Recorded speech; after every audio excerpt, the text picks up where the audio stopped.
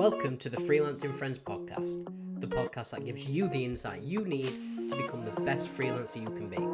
Be sure to head on over to freelancingfriends.co.uk, join the community, and enhance your freelancing career today.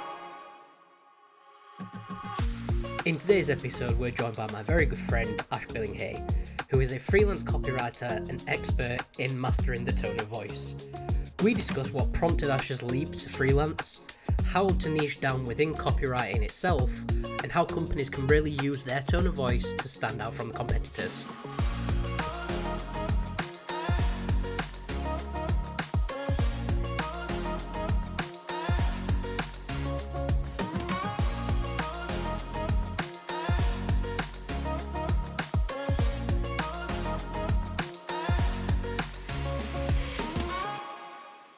Ash, welcome to the podcast. Thank you for joining us. Thanks so much for having me, mate. Yeah, delighted to be here. No worries. It's always nice to have a chat with a familiar face from the past and have a bit of a catch up while we go through everything. Yeah, definitely more planned than bumping into someone in Morrison's and being like, "Oh, hello, I remember you." Yeah, it's always a bit more awkward then because you're probably at an aisle where it's a bit weird as well, and then you forget what you've gone for. So Yeah, then you have to go back awkwardly. So yeah, it's much easier on a podcast. But yeah, I thought to start things off, did you just want to give everyone, all the listeners, a bit of an intro into who you are, what you do, your experience, etc.? yeah, absolutely. So, Ash Billinghay, as my website says, I'm the best copywriter in the world called Ash Billinghay. The tagline, which is technically true, but makes me sound a lot cockier than potentially I am. Freelance copywriting, specialising in tones of voice that people maybe think of a little bit more conversational, a little bit silly at times, getting humour into brands that really want to stand out. I do traditional sort of advertising copywriting for TV scripts, for big adverts and stuff like that. And then I do a lot of digital copy for websites and call to actions and content design. So yeah, jack of all trades, master of maybe one and a half. And very modest at that. So how did you get into copywriting? What was your kind of, obviously you don't need all the ins and outs, but your kind of general career trajectory? Can you take us through that a little bit? Yeah, well, I always wanted to do art as a kid. I loved painting. My mum was an artist, and I was really passionate about doing something creative. So I did art at A level and applied to do an advertising degree with the view of becoming an art director. It was at the interview with that advertising degree where they looked at my portfolio of artwork and said, "You'd make a great copywriter," which I'm pretty sure they were taking the piss, but I took it as literal, like, okay, well, if you say I'll be good at this, I best pursue that. And then, the more I started writing throughout my degree, the more I was like, actually, I quite enjoy this side of things. This is where most of my ideas come out in words. So yeah, from there, I started blogging, wrote a few articles for local newspapers, became involved in a student union magazine and stuff, and really sort of thought, you know what, actually, I enjoy putting pen to paper. Did a master's in creative writing, and yeah, since then, I've been doing this for 12 years, just going from agency to agency, working with loads of different brands, and it's just grown from there. And I think if you told me at 18, this one thing that a tutor said to you would actually become your career, well, I was cynical and depressed at 18, so I'd have not said anything. But I think the fact it's come true, yeah, it's really good news for me. No, definitely. And I know, obviously, within the last year or so, you've taken the leap to full-time freelancing. Yeah, So I think it's always interesting for not just the viewers, but myself as well, to maybe get a little bit more of that insight into your brain, which may or may not be a good thing.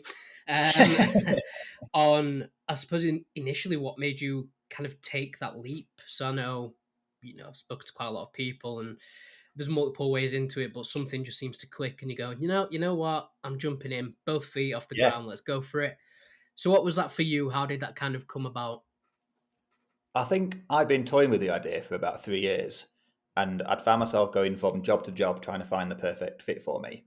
And I knew what it looked like in my head, and I'd find little bits of it at different jobs. Like I'd learn something new, I'd get to work on certain clients that were cool, but there'd always be big chunks of the job where I wasn't quite doing the work I thought I was best at, or I wasn't being made the use of in the way that I thought was best for the clients.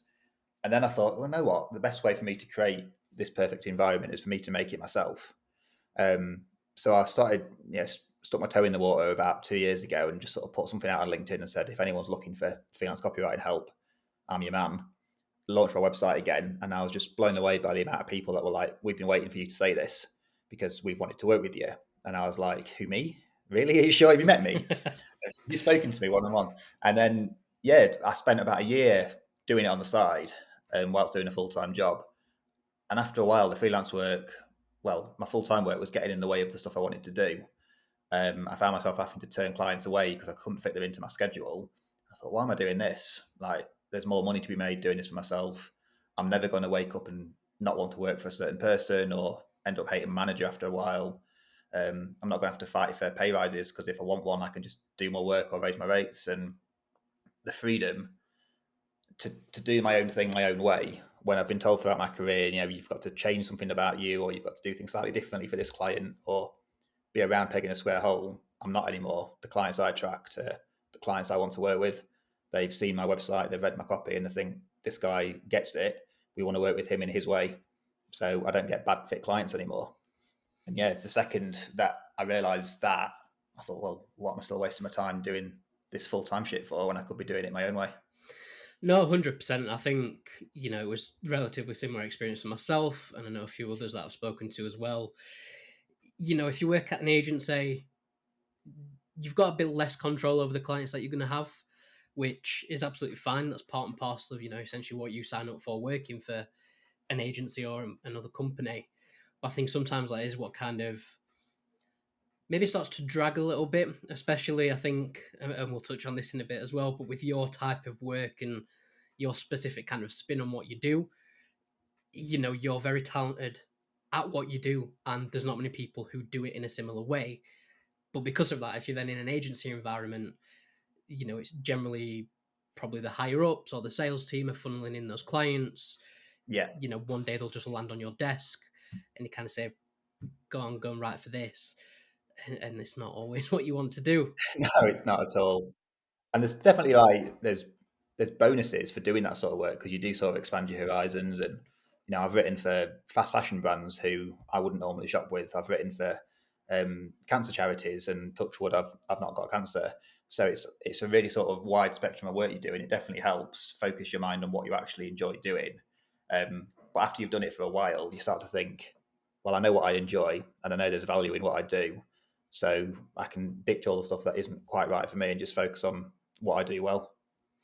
No, definitely. And I think, especially when it comes to copywriting, is probably, at least in my opinion, one of the branches of marketing where you kind of have to become a jack of all trades in some way.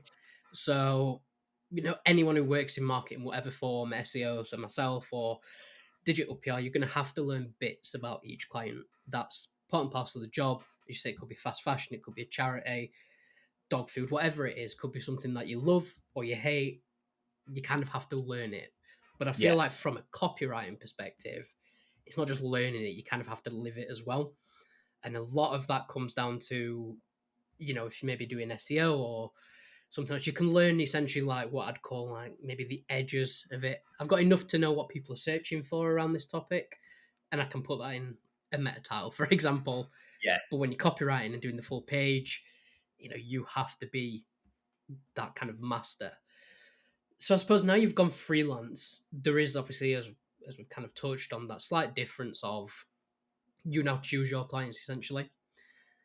But do you generally tend to, is there a certain industry of clients that you prefer to work with? Or is it literally any kind of client as long as they're, kind of on board with your specialisms and how you kind of go about doing work? I'd say I work with any kind of industry as long as the person I'm working with is open to being a little bit adventurous. So last year I worked with a client who do so even, this is a classic example of someone who I knew all about their business while I was writing their website, and now I can't remember anything about their business. But they do cybersecurity training, and it's very niche, and the kind of talent they're trying to attract is very niche specialisms. And like I've just proven, I know nothing about how they do that. But at the time, they came to me and said, "We love your tone of voice. We want to attract people who are a little bit quirky and a little bit funny to work in this very niche industry. Can you write a website for us?" And I was like, absolutely. So I dived knee deep into a world of language that I've never used before or since.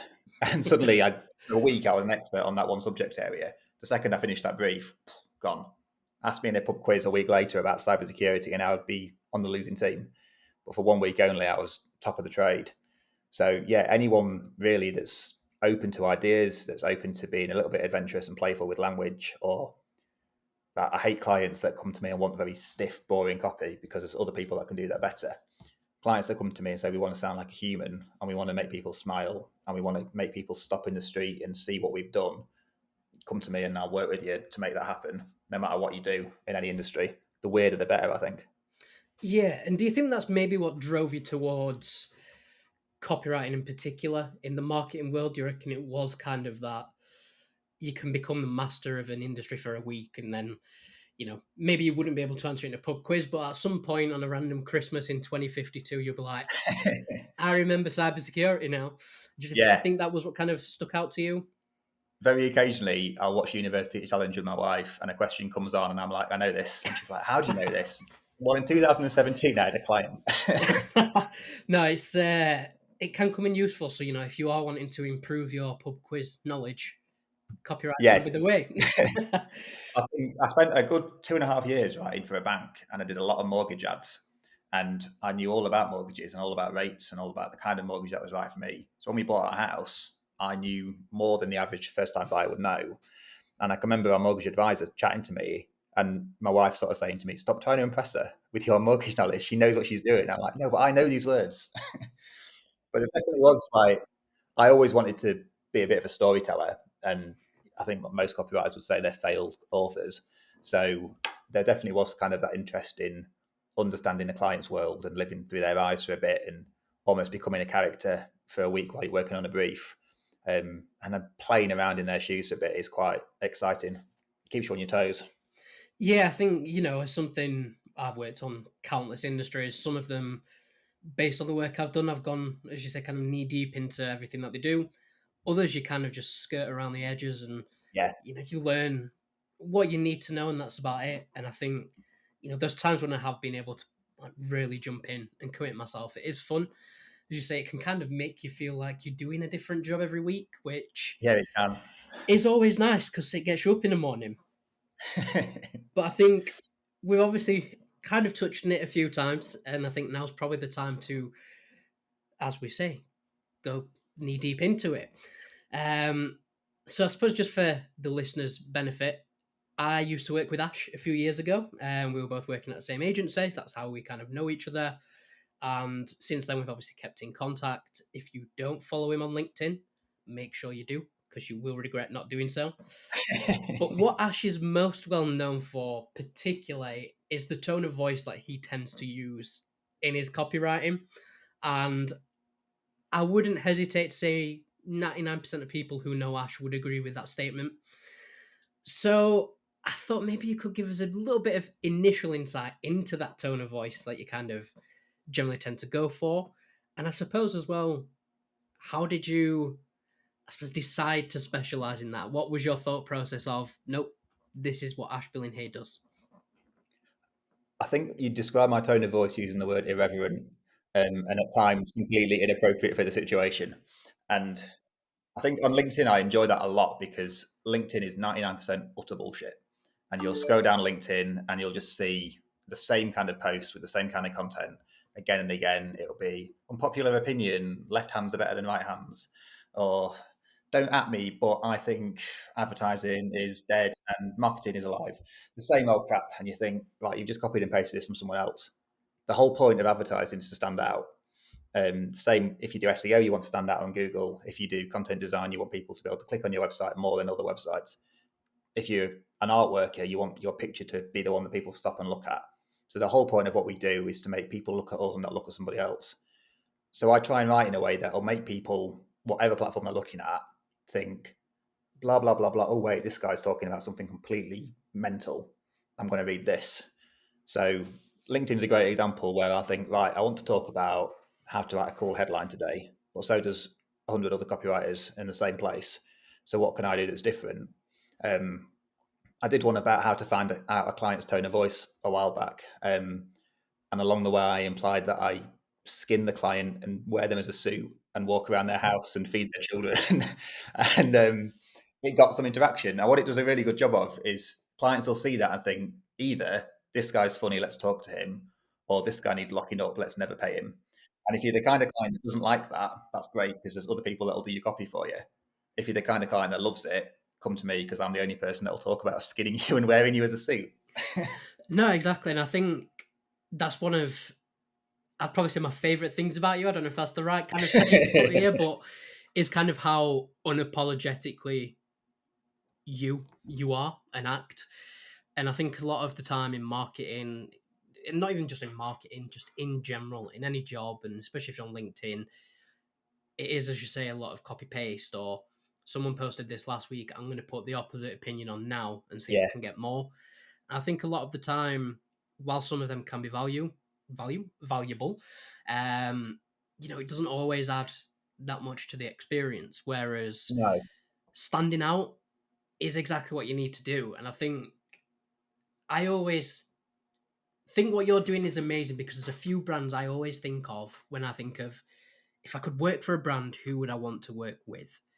And two of the immediate ones that jump out to me are Innocent Smoothies and Oasis drinks.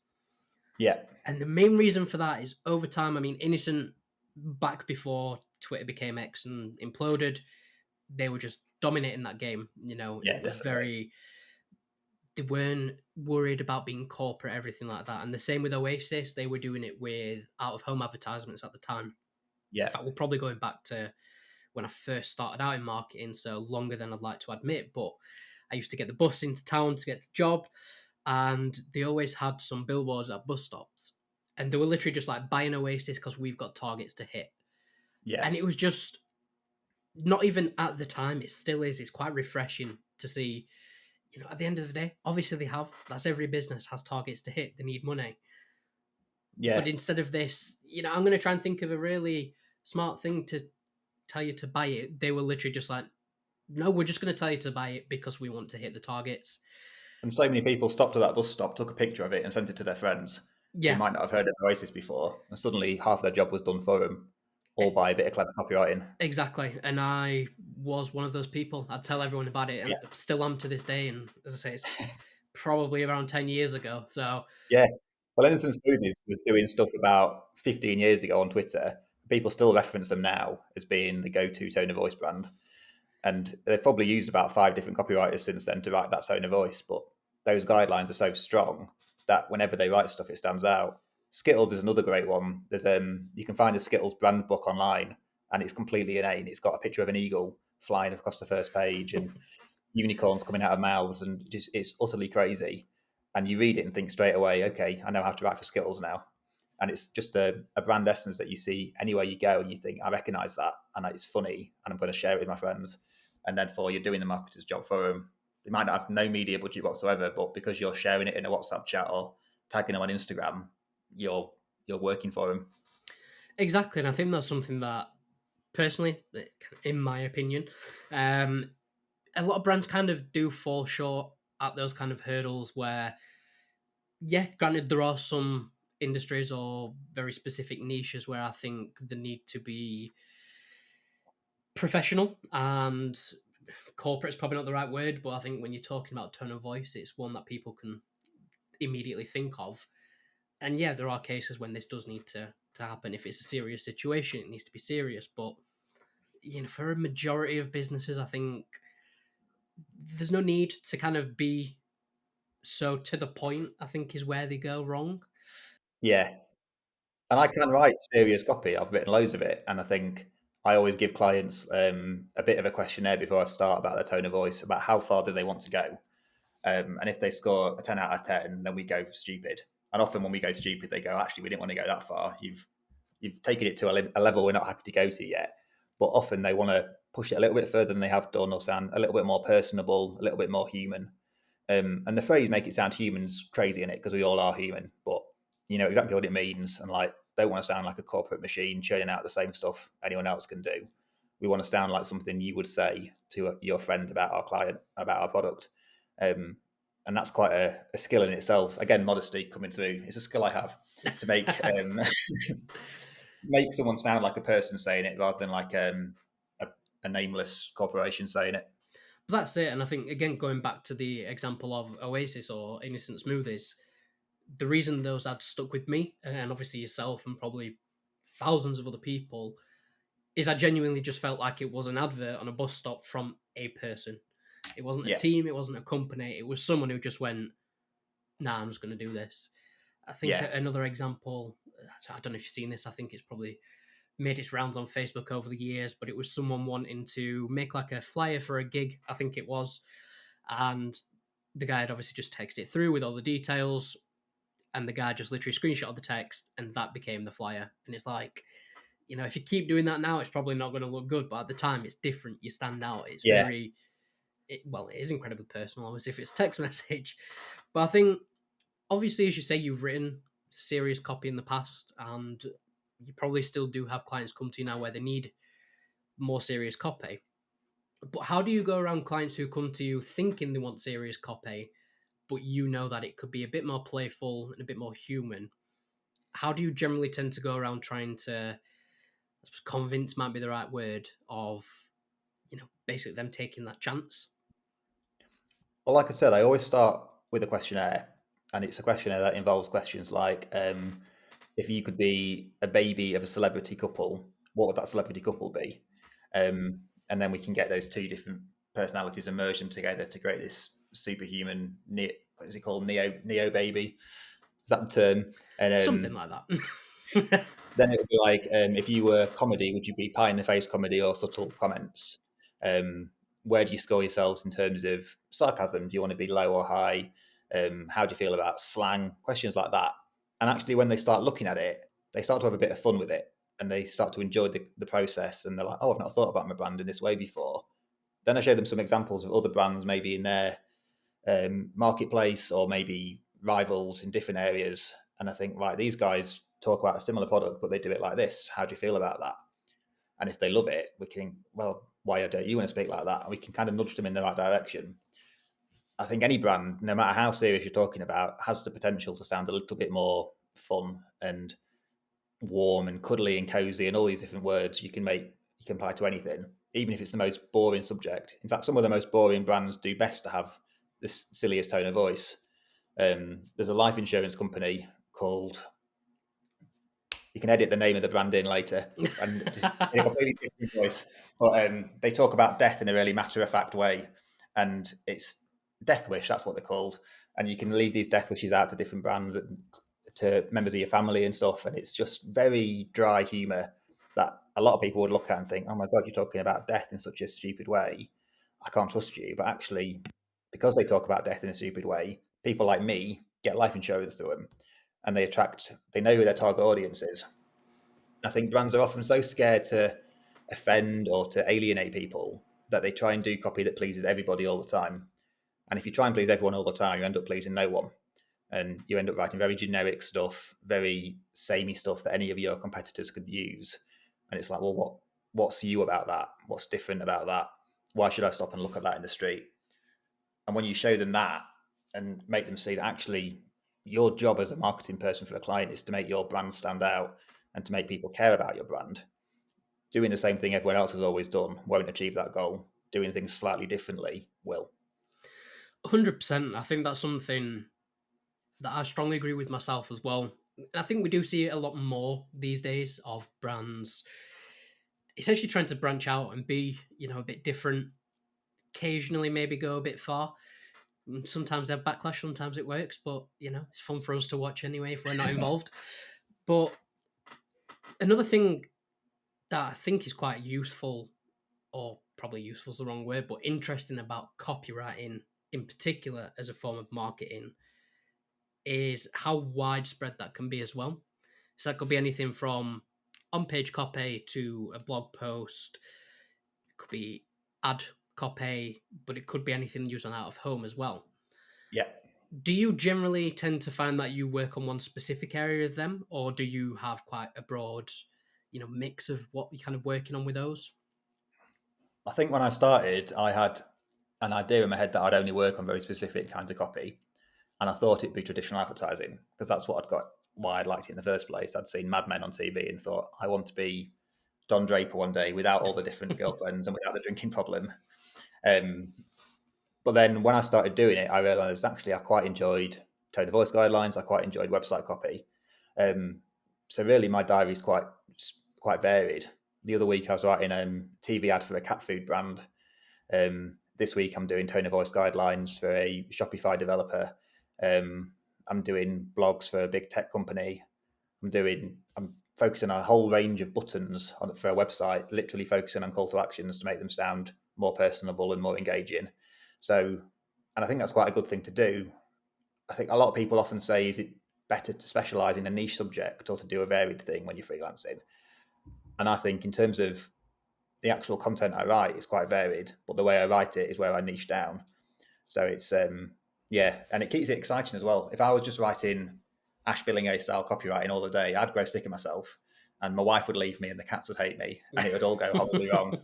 Because I have some variety in my day, and because it's not always the same tone of voice, and because I dip in and out of other different client brands, it keeps it exciting for me, and it keeps every week sort of different, and I keep learning new ways of doing things.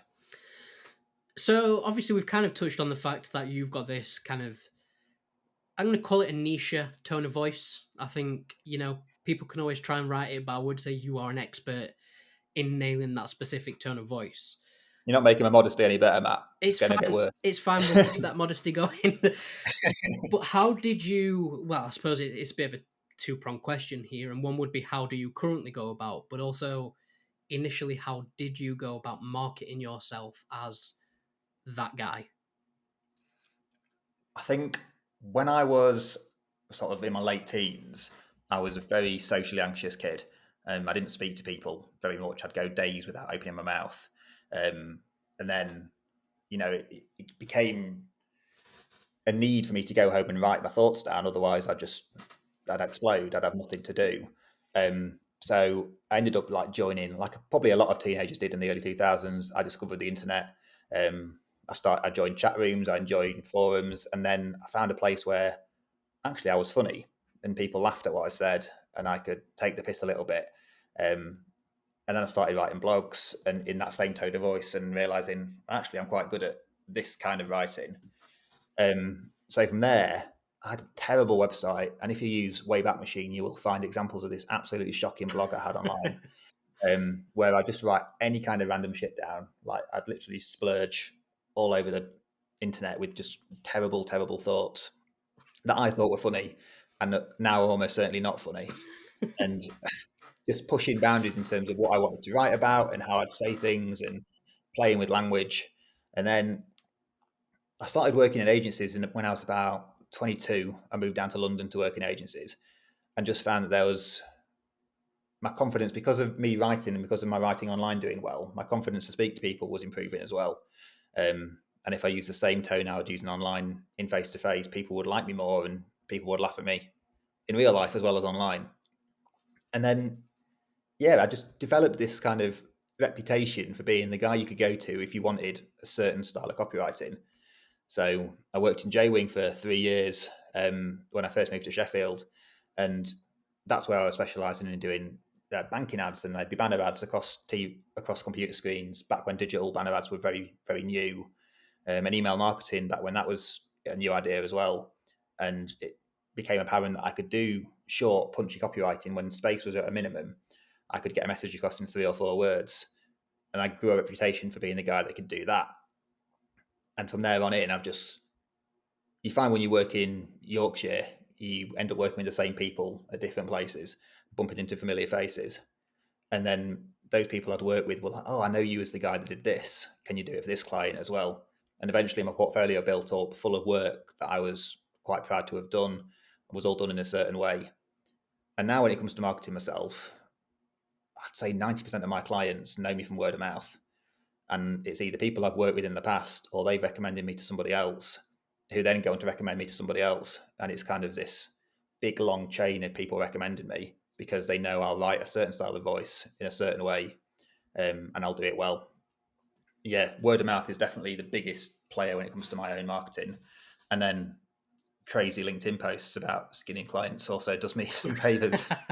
And I think that probably answers something else that I was going to ask, which is, since going Have freelance, I been arrested yet? since going freelance full time, how do you go about getting work? But obviously, I think kind of answered it there. A lot of it's word of mouth and probably LinkedIn as Yeah. well. I So think when I put a post live when I'd taken the plunge full time, and so many people who I'd worked with in the past few years got in touch and said, "Oh, now you're freelance. We'll get you to do this for us." And it's just brilliant. It was people I hadn't spoken to in 5 or 6 years coming out of the woodwork and just being like, "Oh, I remember us working together on this project once. Let's do it again." And I've got to work with some amazing brands through people who I thought I'd worked with once and might never see again.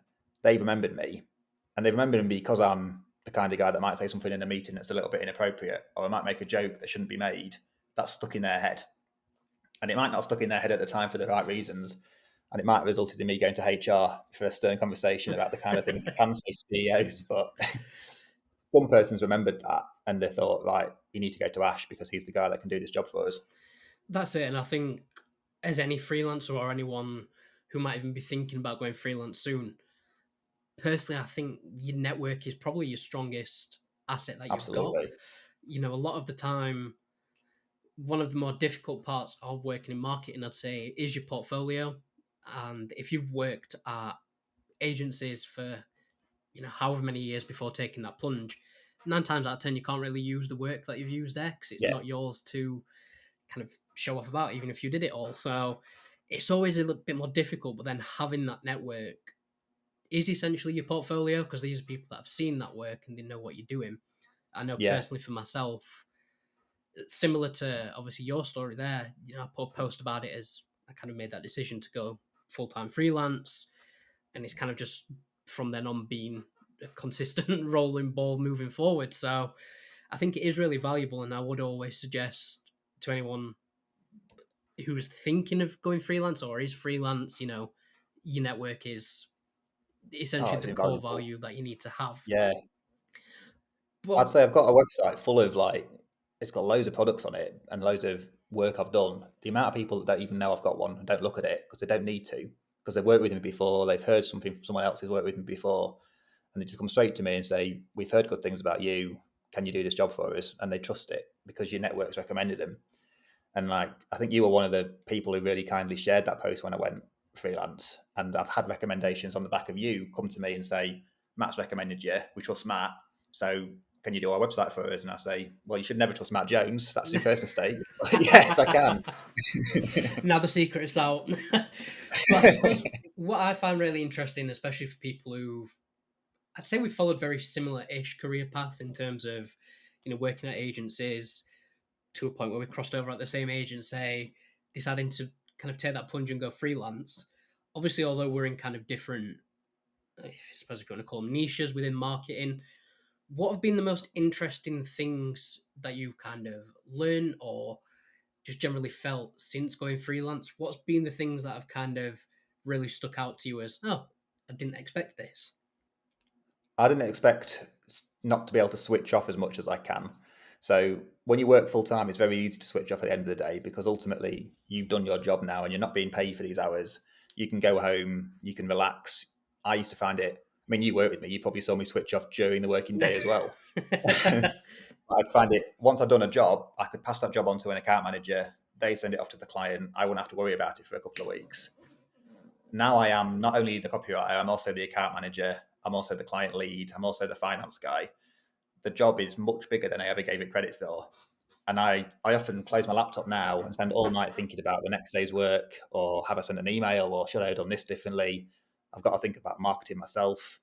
You become a full agency, even though you're just one person. And even like the design aspects and stuff, I have to put posts live that have got pictures of me on it or pictures of work. And I'm like, how the fuck do I edit a picture of me to look better than I look in real life? And then it becomes a vast undertaking that you never really thought it would do. I think I just thought people would come to me for writing words. I'd write them words, send them an email, tick, they'd pay me straight away, and I would be rich beyond my wildest dreams. But then you think, oh no, now I've got to sort out taxes and I've got to set up a QuickBooks account and I've got to understand my HMRC login details twice a year and I can't remember my password ever. And then, yeah, all that stuff about making sure clients are happy and setting up meetings and everything. And now at the end of the day, hours later, I'll still be thinking about work. And it doesn't stress me out. Like it's not a burnout kind of feeling. It's a quite excited feeling. But it's something I'm going to have to learn how to deal with. Otherwise, I'll have a heart attack by 40. I suppose that's the big difference as well. Obviously, what you've just touched on there, it's not particularly burnout, but it's more an excited feeling. But Yeah, I think when you do freelance, you can sometimes kind of get mixed between the two without realizing. And it's something that I've done myself as well. Is kind of the amount of stuff that you are then doing when you go freelance. You are becoming every person that you worked with at an agency is now you, and that's it. yeah, You might have an accountant, for example, that you outsource to, but that's one thing. Everything else is still, on your plate, and you need to do it.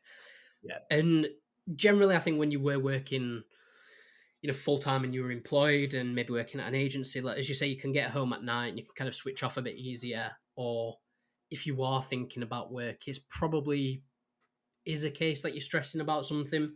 Maybe you've got a yeah, tight deadline or whatever it might be. But I do find with the freelancing, there are some nights when you sit there stressed, as you say, how do I look better in a picture? Essentially, how can I catfish people on LinkedIn to think I look a bit better than I am? Um, but also, should I have sent that email? Or you might think, oh, I need to email them about that, but how am I going to remember? I can't be bothered to go yeah, and write it down.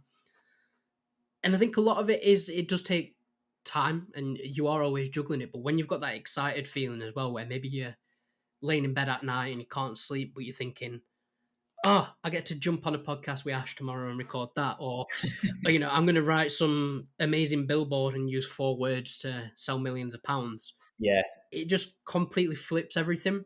It's like being a kid at massively. Yeah, Christmas. yeah. Every day is an exciting day. I don't get those sort of Sunday scaries anymore because I wake up and I think I'm in charge of what I do today. And if I wake up on a Monday and I think, you know what, I have no energy, I feel tired, I can email a client and say, I'm sorry, it's going to be a day late, or I don't have to book work in for a certain day. To be fair, every time I've thought that so far, I've had emails saying, can you fit this in today? And I've always said yes because I'm stupid. And it's that feeling of, well, if I work harder for an agency, I don't get more money. If I stay late tonight and get this job done, it might please somebody else, but it's not going to make me richer. It's not going to make me happier in the future. And the adrenaline of getting that job done will wear off in a day. But if I work harder for myself and if I take on more work today, I can earn more money. We can go on a nicer holiday next year, or we had a new boiler last week, and I did that by taking on more work. And it's all stuff you think, right? Actually, I'm in charge of my own destiny a little bit here, and the hours I put in equate to direct, resources for me. So it definitely is. It's more exciting than stress. It's still something that keeps you up at night sometimes. It's still something that you wake up, you're worrying about it, but you're worrying about it in a kind of positive way. And you think, I can make this what I want to make of it. No, definitely. And one question that I always like to ask people who've probably gone freelance in the last year or so, and don't worry, I'm not asking for exact figures, but is how you kind of went about initially choosing your pricing structure. So obviously it's different for every service offered and everything else, but I think going freelance, that is probably the biggest thing to begin with. Is you don't want to price yourself too high and not get any clients, but you don't want to go too low and then essentially you're working for nothing. Yeah, So how did you personally go about finding XYZ is going to be my day rate or project rate or whatever it might be, and what kind of led you to kind of make that decision? there's a resource out there called Pro Copywriters. They do a survey every year of copywriters and kind of ask them the kind of work they're doing and the kind of prices they're charging. And then they come up with an average figure for different areas of the UK. So I looked at what the average figure was for Sheffield. I looked at what the average figure was for London. And I kind of have a figure in my head now for when clients from certain areas come to me. I think, right, if I pitch you at this rate for a senior copywriter, this is the kind of average you're looking at. And if I go in around that figure, you're not going to be put off. So I did a lot of research as well. I asked other copywriters, like, how much do you charge? Is this a figure that you think is reasonable? I had a figure in my head from years when, years ago when I was first doing the odd bit of freelancing here and there. I was plucked a number out of thin air and said this much. And then when I started doing that recently, all these clients were delighted with it. They're like, this is amazing. Yeah, you're so cheap. And as soon as I saw those words, I thought, I need to fix this. I don't want that to be a problem. Yeah, I think freelancers sometimes there's a worry that freelancers are your competition. They aren't at all. They're your network. Even freelancers that do the same thing as you, they aren't going to be able to do all of the client copy. They aren't going to be able to pick for every brief up.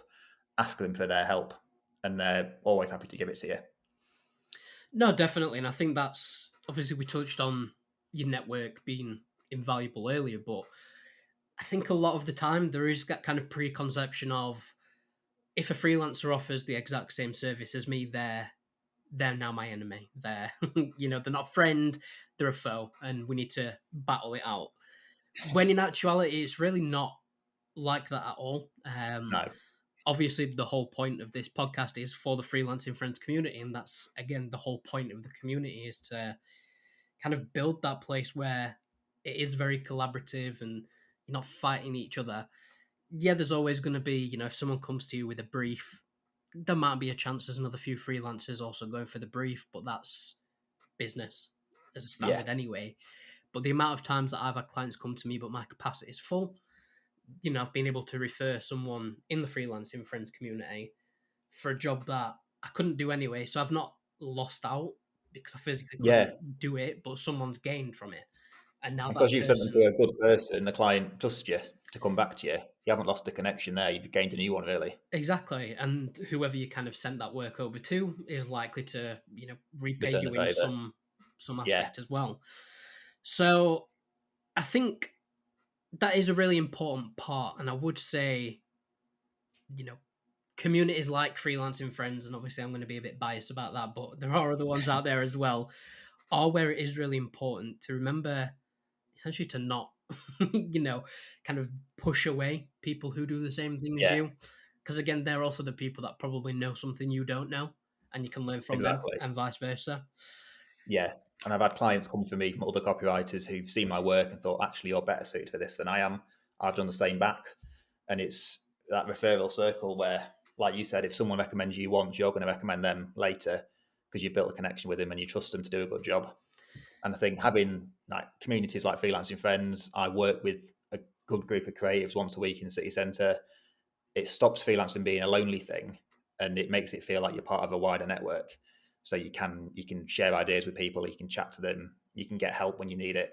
It's not a You're not a one man band anymore. You're part of a bigger thing, and that's a really important thing to remember when you go freelance, because you do lose that kind of connectivity of well, an office was lost a few years ago anyway with COVID, really, but you lose having the work Slack chat or being part of an all office email and the social aspect of working for an agency. You can find it elsewhere because there's so many other freelancers doing just what you're doing who need what you need. And being part of that stops you going crazy in the same four walls and makes you feel like you're part of a bigger network of people. That's it, and I think that's one of the biggest things is essentially just realizing that you're not alone. It's not you against the world. I mean, if you want it to be, it can be, but I would strongly advise not doing that. Yeah, So, what I like to do with the podcast as well, is to kind of tie off the episode. I kind of have some questions that I ask all guests, just so we can get some nice differences in opinions. So, the first one of those is, what is your favorite thing about marketing and working in marketing? and you get to tell people you do a job that they don't understand, and then that starts the conversation. So I went to a wedding up in Scotland the other week, and someone said, I won't do a Scottish accent, but they said in a very thick Scottish accent, "What do you do?" And I said, "I'm a copywriter." And then they said, "What does that mean?" And I said, "I write adverts." And straight away, they thought I was cooler than I actually am. And when you say you write adverts, people think, "Oh, you must do really cool ads. You must do the stuff I see on TV or at the cinema." I'm like, "Yeah, that's not what I did this week or last week." Yeah, it's the typical. What do you do? I do SEO. Oh, does that mean you work for Google? No. I wish I did, because then I'd have the secrets, but unfortunately, no. I bet you've Um, got some Google merch, haven't you? do you know what? I actually haven't. So, if anyone from Google is listening, hit me up. I'll gladly accept it. So the second question would be, and I think this is where we're probably going to see the most difference in answers, and it's, what's your favorite marketing tool or tools? So if you've maybe got like a top three that you can't choose from, but which ones are your favorite kind of go-to tools or software out there? Crazy LinkedIn posts are my number one. That's where I feel most at home. Um, Blogs, I think, for me, work really well, partly because I get to flex my writing muscles a little bit, but also people read them and people gain insight from that and understand the way I work. Um, God, all my answers are going to be copy based, but that's that's all I know how to do. And then going to events, I think really helps. It's a chance to network, to talk, to gain an audience, to meet people face to face who you might have only known online previously. And it's a good way to get out of your little bubble and see the wider world. So yeah, writing shit and chatting shit are my two go-tos. It's a good way to put it. So for anyone listening that's either maybe just started a freelance journey or they're looking at going freelance, in the near future, what's your top advice for going freelance? Save up enough money before you make the plunge. I think the go-to rate is to save up 6 months' salary if you can before you decide to do it. And that might not be possible for everyone, but if you've got a few months backup, it takes a lot of the pressure off those first few weeks. My absolute biggest fear was I'd announce it and no one would care. And I'd put a LinkedIn post and it would just go like dust in the wind. No one would see it.